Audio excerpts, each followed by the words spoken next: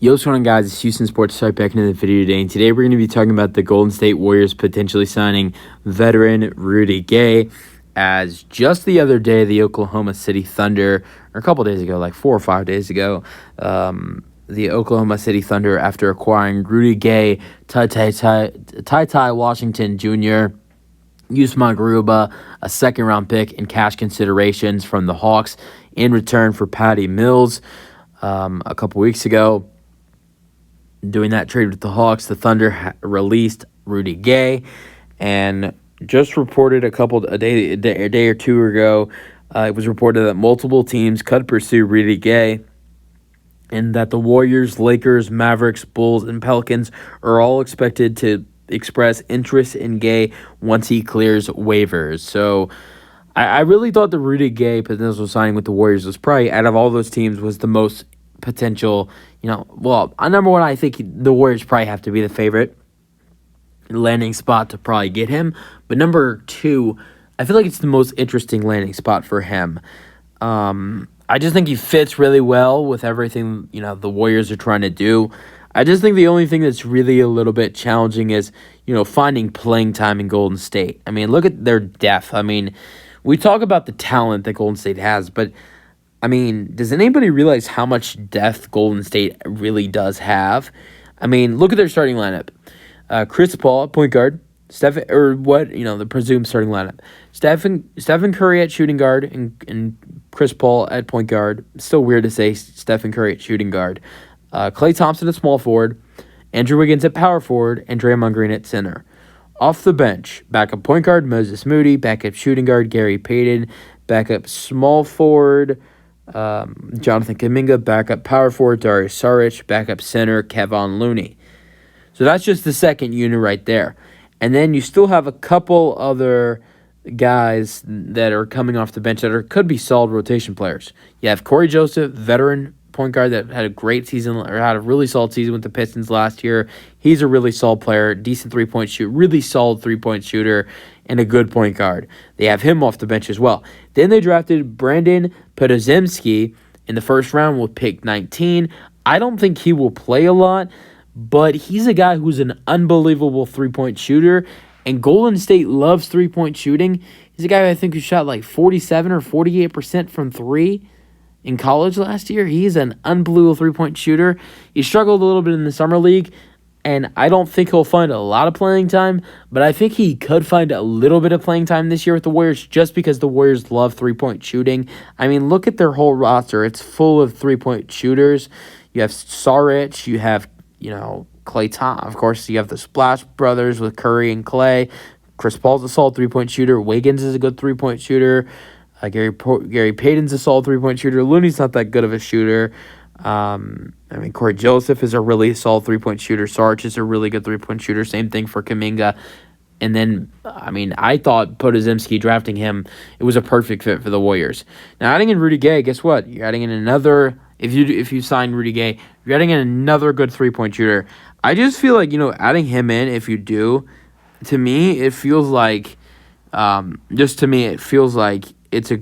be a great mentor. Kind of like I feel like adding in Rudy Gay, he's going to kind of be like the Andre Iguodala of the Warriors team last year. Probably play a little bit more than Andre did this year because Andre barely played at all this year.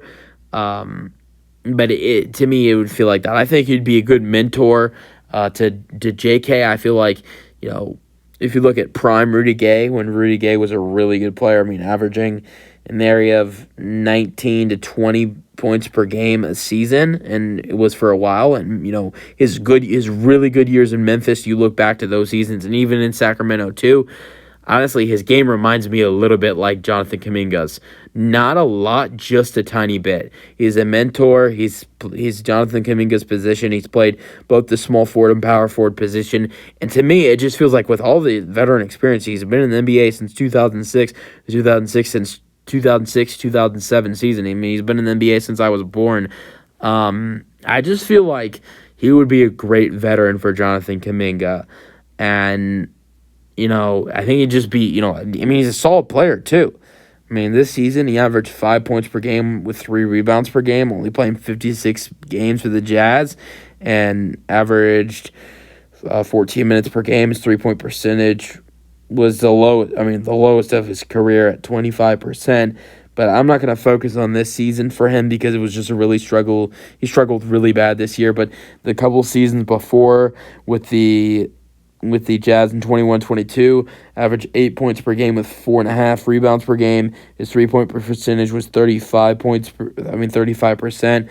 Then with the Spurs in the 2021 season, he averaged 11 points per game with 5 rebounds per game, and his 3-point percentage was 38%.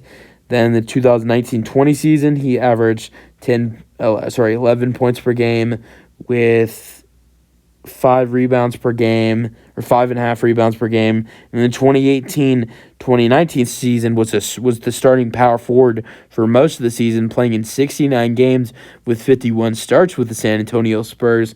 And he averaged 14 points per game.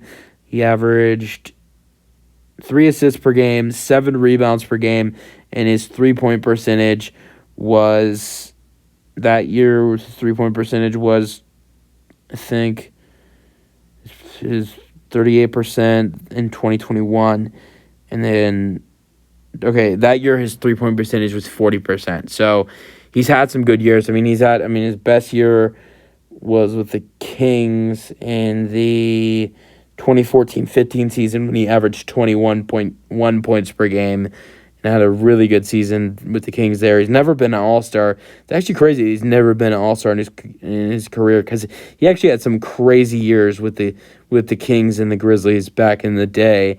And it's actually, to me, it's surprising that he'd never been an All-Star before in his career. But I just feel like he'd be a good veteran good veteran guy for the Warriors. Just the thing is, like, all their depth. Where is he? When is he going to play? I mean, Rudy Gay, at the point of his career, he's not a guy that, them signing him, it's not like he has to be in the rotation. He's a guy that it doesn't matter if he really plays, but at the same time, he's still a decent player, and pretty much if, he can pretty much, I would think, be in a rotation in probably about 50 to 65% of the NBA teams. I think he would probably, make it in the rotation of 50 to 65% of the teams. You're talking about like a 9 or 10 man rotation. I would think out of 50 to 65% of the teams in the NBA, he's going to make a 9 or 10 man rotation. But with the Warriors, they just have so much depth. They have CP3, Curry, Clay, Wiggins, Draymond, Looney, JK, Gary Payton II, Moses Moody, Corey Joseph, Darius Saric, Brandon Podziemski, the 19th overall pick, Trace Jackson Davis. They have a lot of depth, and I feel like Rudy Gay would definitely be a good veteran to some of their young players. Also, I just think he'd be a good fit. I think he would work well with Chris Paul, in my opinion, though.